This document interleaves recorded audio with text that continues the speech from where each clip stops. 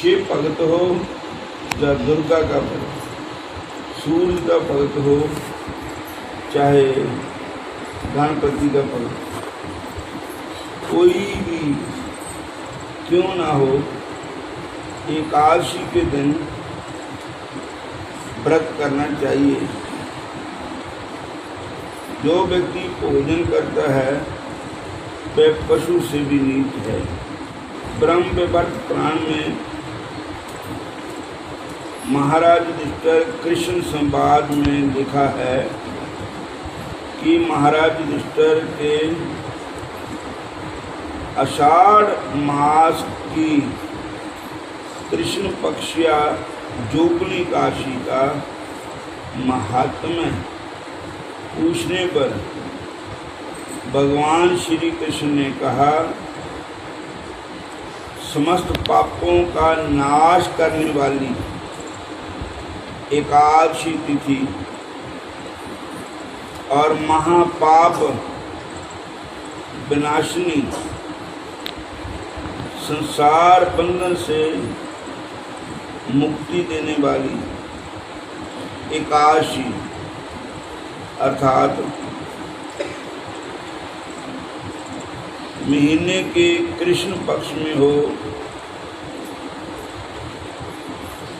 चाहे शुक्ल पक्ष में हो, गौ चाहे चिट्टी हो चाहे काली हो, गौ का दूध तो सफेद ही होता है।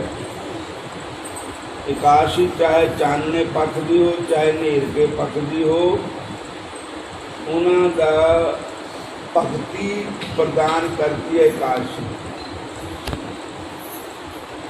एकादशी महारानी जो है वो भक्ति हमारे हृदय में पैदा करती, भक्ति की जननी है एकादशी। संसार बंधन से मुक्ति देने वाली है। पुराणों में वर्णन आता है कि अलकापुरी का अधिपति कबीर नाम का एक राजा भगवान भोलेनाथ का भक्त था। वह नित्य ही भगवान भोलेनाथ की पूजा करता था। उसका ऐसे नाम का एक हेम नाम का माली था।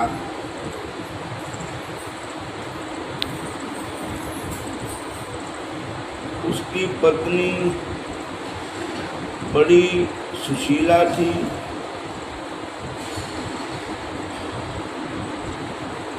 उसका नाम विशालाक्षी था। वह यक्ष अपनी उस सुंदर पत्नी पर आसक्त था। वह यक्ष शिव नित्य ही शिव जी भगवान की पूजा करता था। और फूल कहाँ से आते थे? मानसरोवर। बोलो हरे कृष्णा। और माली ने फूल लेकर के कबीर को देने थे। कबीर ने भगवान शंकर भोलेनाथ जी की पूजा करनी। और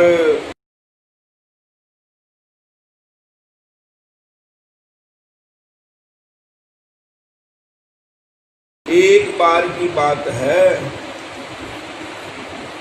कि उसको कबीर ने बुलाया, बुला करके कहा, भाई साहब सुनो, काल वास्ते शिव जी महाराज जी पूजन के लिए फूल चाहिए। आप तो रोज ले आंदे ही हो पूजा वास्ते फूल। ते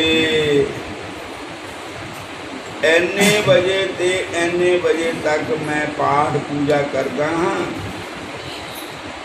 ते फुल मिलन का पहला मिलन पूजा ते पहला फुल चाहिए ते तुसी लैके आओ। तोड़ा बहुत बहुत धन्यवाद है। आप फुल लेके आओ भगवान की पूजा वास्ते। तो हेम माली गया फुल लियान, कहता हजा तो टाइम बथेरा पिया, घर चियाँ होकर जाने ना चाह का कप पी जन्ने और घर आने ना मिल मुल के फिर चलते फुल लियाने। जेड़ा घरी बढ़िया बा फिर उथे पै गया घर आने दे पल्ले, फिर हो गई बल्ले बल्ले।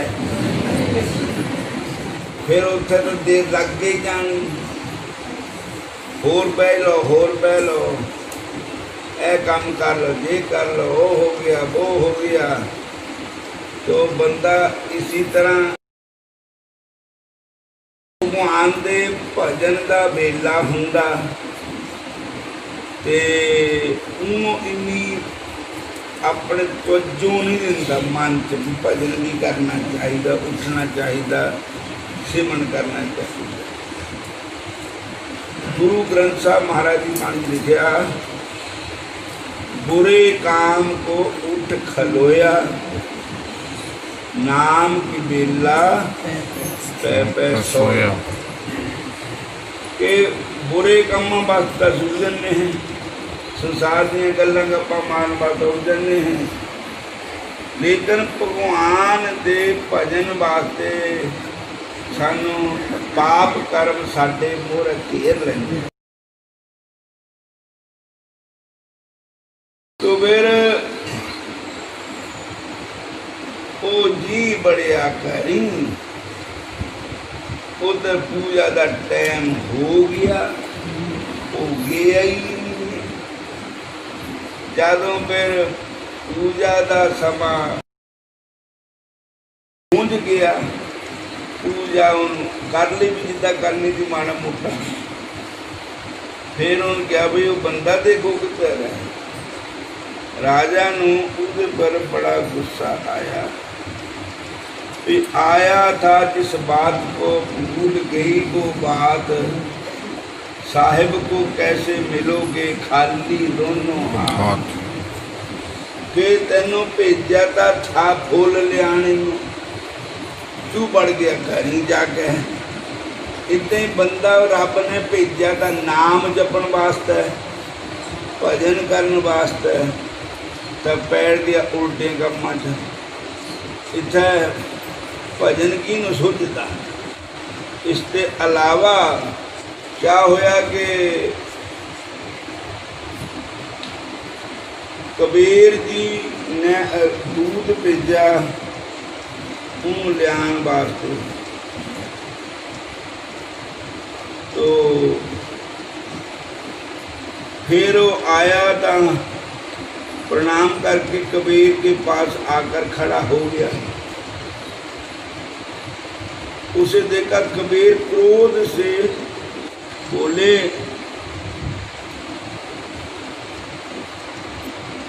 अरे पापी दुष्ट,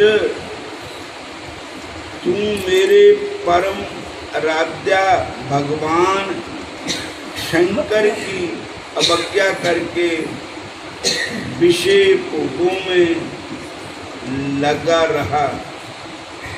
इसलिए मैं तुझे अभिशाप देता हूँ कि तुम जिस शरीर का अभिमान करता है उस शरीर को कोड़ फूट जाए, तेरा शरीर कोड़ी हो जाए।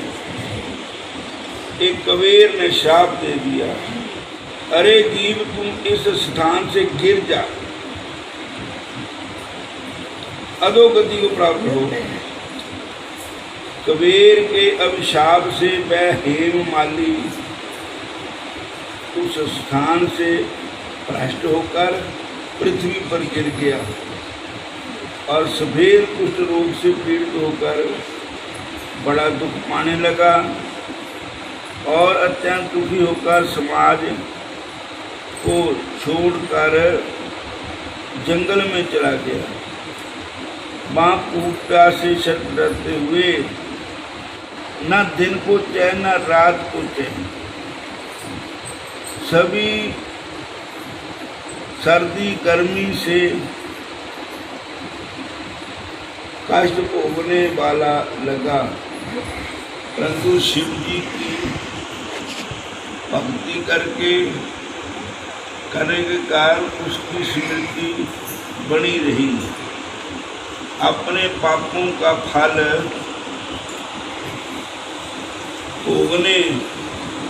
भोगते हुए भी उसने पूर्व कर्मों को याद कर भूला नहीं। वह दुखी होकर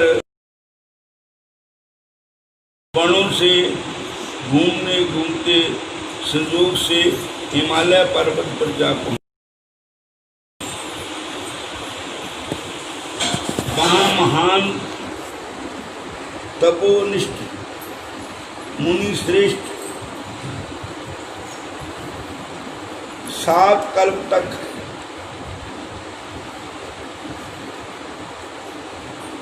उम्र वाले मार्कंडे ऋषि का दर्शन हुआ।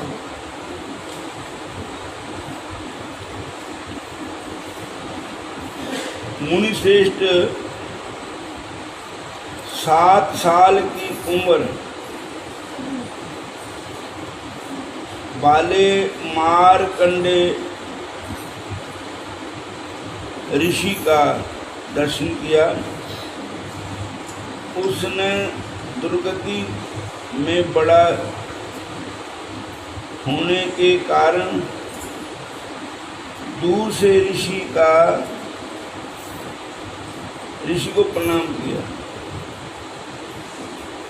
उसी से दुखी होने वाला परम दयालु मुनि ने अब कोड़ी को अपने पास बुला लिया और पूछा, आपके इस भयंकर रोग का क्या कारण है? तुमने ऐसा कौन सा निंदित कर्म किया जिस कारण तुम्हें ऐसी बुरी बीमारी ने पकड़ा? ये बात सुनकर हेमाली ने कहा, हे मुनिवर, हे दयालु, मैं जक्षराज कबीर का माली था। हेमाली मेरा नाम है। मैं नित्य निजम से मानसरोवर से जाकर फूल पूजा के लिए ले आता था। एक दिन घर के कामकारों में फंस गए और फूल नहीं पहुंचा सका, तो मेरे मालिक ने मुझको श्राप दे दिया कि कोड़ी हो जा। हुण आप ही कृपा कर सकते हैं, मेरा कोट ठीक कर सकते हैं। उन्होंने कहा कि आपको भगवान की कृपा हो जाएगी। आप एक काम करो, एकादशी के दिन व्रत करो ठाकुर जी का, बस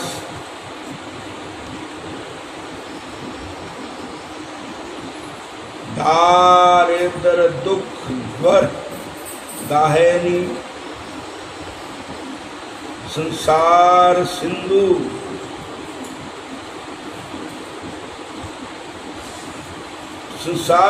से पार करने वाली एकादशी, कृष्ण भक्ति को देने वाली एकादशी का व्रत करें तो ठीक हो जाएंगे। गुरु ग्रंथ साहब महाराज जी बाणी में भी मारकंडे का नाम आया है।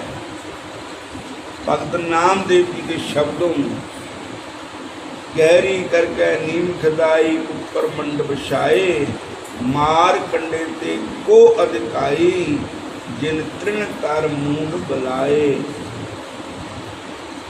मारकंडे ऋषि अमर है, हुण भी है गे है।